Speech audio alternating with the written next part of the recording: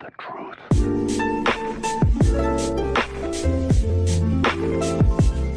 So I would say we have a little bit of a problem. It's not a big one, but it's something that we all need to address. It's the elephant in the room, so to speak. And that's the consoles are no longer here. What we have are either gutted computers or actual computers. And I don't mean to be rude about this, it's just kind of the truth, really. When I go off of eBay, right, and if I want to purchase a PS5 or Xbox Series X, you're looking at around $800 to $900, easily. It's just ridiculous, honestly. And again, it's very possible that Microsoft and Sony will make more supply as time goes on, but it looks like the price is probably just going to settle there. Unless, you know, they actually have stores where they enforce this pricing of around $400 to $500, right? And I think at this point, they're just computers. And they even look like computers, right? They have the USB, the Ethernet port, right?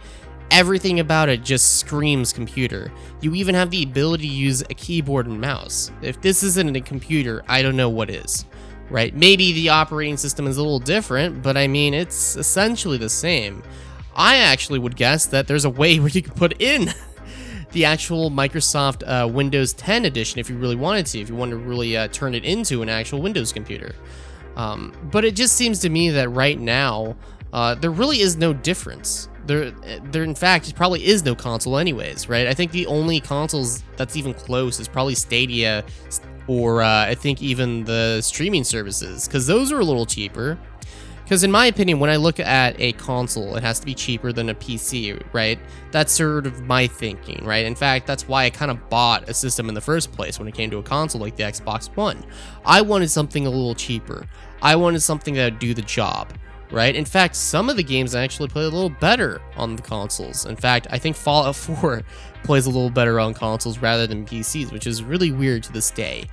But I think it's something that we need to address, that these consoles are not consoles. They're essentially gutted PCs, right? You can't do any programs like Adobe Photoshop or Adobe Premiere, but I mean, it has the same performance of a computer, and in fact, it has the same parts of a computer. And it even has the price point of a computer. In fact, I would argue that the consoles like the PS4, or not the PS4, the PS5 and the Xbox Series X are a little bit more expensive than a gaming computer. I mean, just go on eBay. If you search gaming computer, these things are a little bit even cheaper than a Xbox Series X. So, I think we really need to sort of, let's just say, address the elephant in the room. And that is that, right? That consoles are not what we think anymore, right? I think the reality now is that these things are essentially the same. It's just they have a company promoting it as a console, right? Or let's just say the manipulation of it, right? I mean, yeah, that's like the only thing. The only thing that's different is that a computer, you can actually change the parts, right? And while there are exclusives on these consoles, I think that's something we need to point out, is that consoles are dead. They're no longer here, right? So, I don't know. That's just something I wanted to talk about. Thanks, guys, for checking out this video. If you want to check out the links, go for it. But, it's a sad day. It's a sad day. This was a little unscripted, so my apologies, but I felt it was something I need to really talk about, because it really is important, you know, that, you know, the age of consoles are no longer here. It's more about the age of computers and the disguises that they present, right? But who knows? Maybe I'm wrong. Who knows?